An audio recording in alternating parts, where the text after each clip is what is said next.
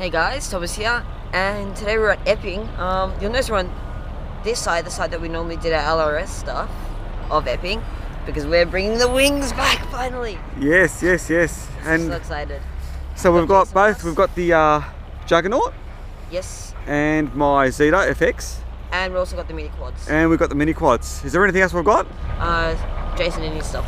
Oh, we got Jason. Down in the big smoke. That's it, down in the big smoke. So yeah, it's freezing cold, but the weather's looking pretty good, isn't it? Yeah, it is.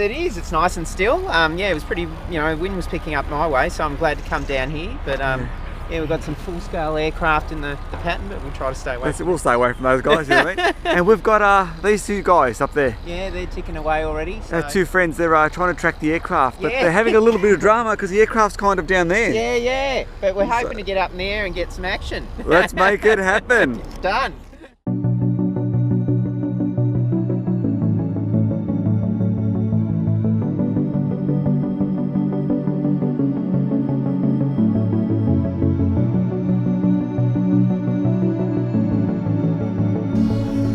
And we have Jason here ready to do his launch.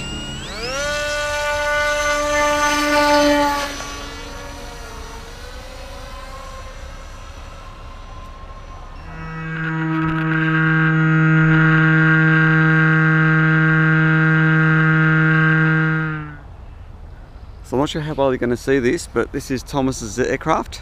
He's flying. So a nice flyby. He's got his nav lights on, which you're not going to see with the GoPro, that's for sure.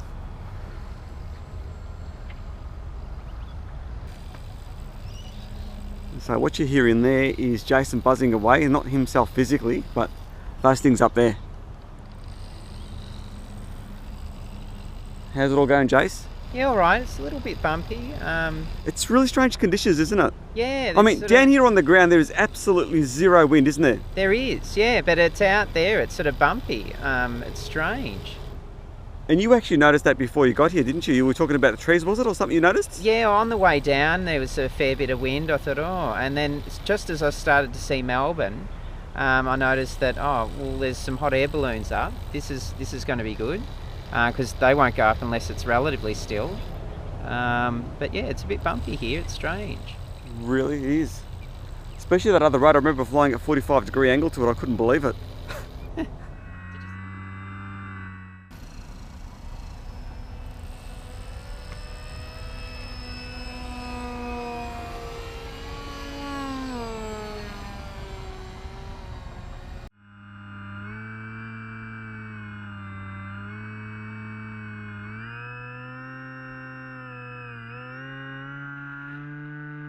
Okay, so here we are with the two FPV pilots. We've got Thomas and Jason, and Thomas will be in the lead aircraft and Jason will be following, is that correct? That's correct. Okay, I can't see the aircraft at the moment because they're behind the tree. Here we go. And this should be Thomas coming over. Oh, Thomas on the bottom and Jason above him. There you go. Very nice.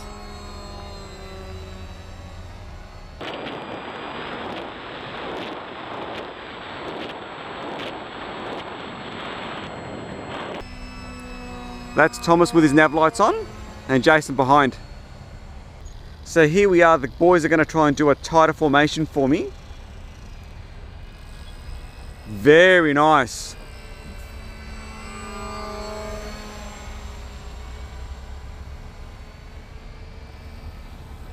Guys, you've probably got no idea what you just did, but it looked awesome.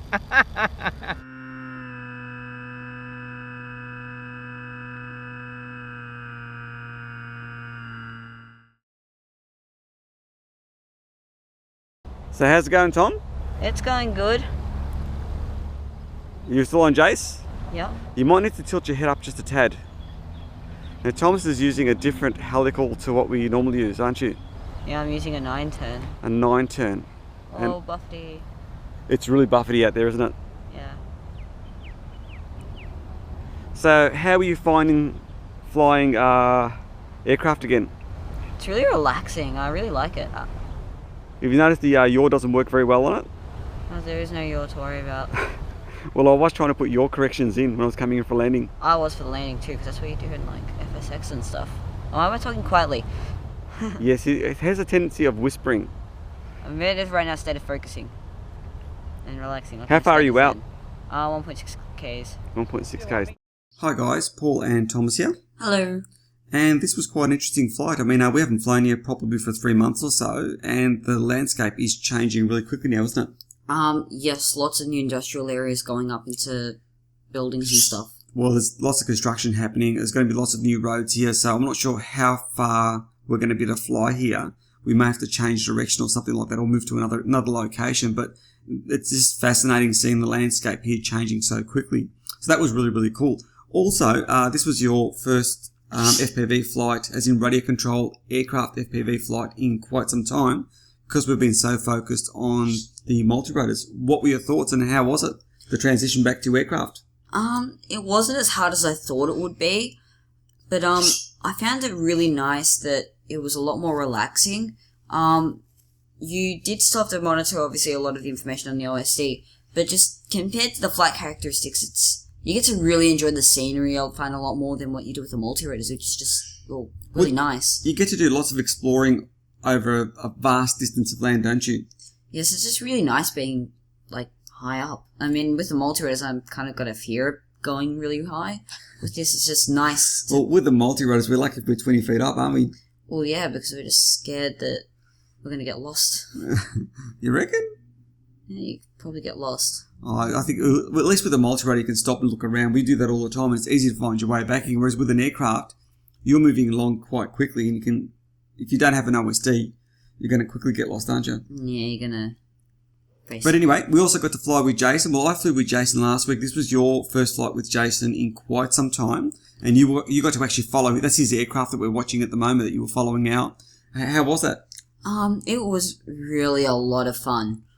And an interesting thing, this is a bit off topic, but when I actually tried to follow the takeoff with the Multirotor, and it was interesting realizing how much quicker the aircraft actually move along. Yeah, they pick up speed really, really quickly as compared to a Multirotor. Having said that, look, I think you can follow them with a Multirotor. It just takes a little bit more skill and probably starting a little bit higher up. And if you get a little bit of a run-up on them, it makes it a lot easier. Well, yes, I started from a standing.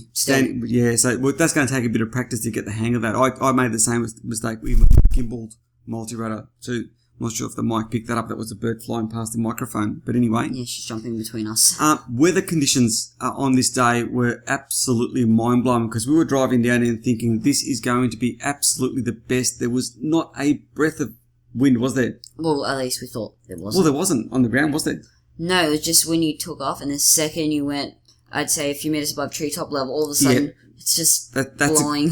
Exactly right. As soon as you got above treetop level, it was blowing a gale, which was just mind-boggling, because I couldn't believe how windy it was.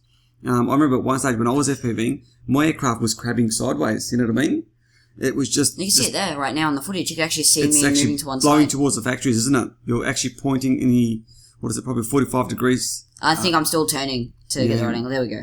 And you still come back in again. So yeah, that was quite amazing. As far as the aircraft, we're both flying the Phantoms, the Zeta FX Phantoms. Now, his control link, he was using Orange Open LRS. Yes. And he was also using 5.8 for his video link, and he was using a 400 milliwatt. Yes, it was 400 milliwatts. And we're running also a Boss Cam on ours, and we're running a 200 milliwatt system, and that worked really well.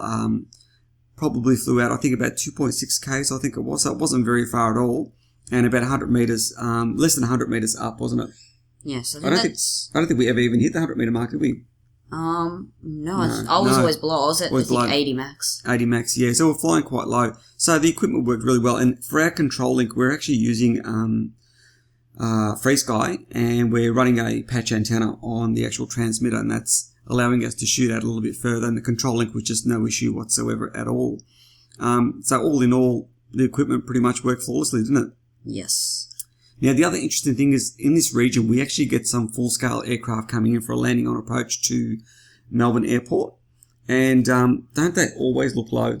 Yeah, they look like they'd only be a couple hundred feet off the ground. Well, the funny thing is, we're speaking, well, not a couple, we probably think about 1,000 foot. I would have guessed about 1,000. Some of them, mind you, look really like the A330s and stuff like that. They look really, really low. And we were speaking to a pilot friend of ours, and he said, look, there's no way known, 15 Ks away from the airport, the aircraft's going to be flying that low. And sure enough, we checked with Flight Radar. What were they? 3,000, wasn't it? Minimum? They're around 3,000. 3,000, yeah, which is quite mind-boggling. But the big aircraft, the full-scale aircraft, when they're on approach, they sort of go around this region. And it's quite amazing to see how low the aircraft actually look. As far as here in the Southern Hemisphere, the weather is on the improve. So spring is around the corner. This video might be out in spring. I'm not sure our spring anyway. Yes, what's good is that last year when we were trying to fly and stuff like that, we were basically getting bad, bitter cold weather right up to summer and even in summer. It's already warming up a fair bit. Like right now it's actually warm, really nice blue skies outside. It's nice enough to be out in shorts now, so it's actually quite good. So the weather's on the improve, which is a big bonus for us anyway. So hopefully we can get some more flight footage out and hopefully do some more aircraft and possibly a mix of aircraft with multirotors.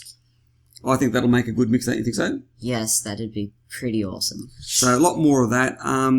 Like I said, the weather's on the improve, so hopefully we can get some more flight time in over the coming week. This is a nice pass here. You went just over the top of him, didn't you? Yes. That was just amazing. I don't think Jason expected you to go over him that close. Anyway, look, I hope you enjoyed the rest of the video, and thanks very much for taking time to watch. See ya.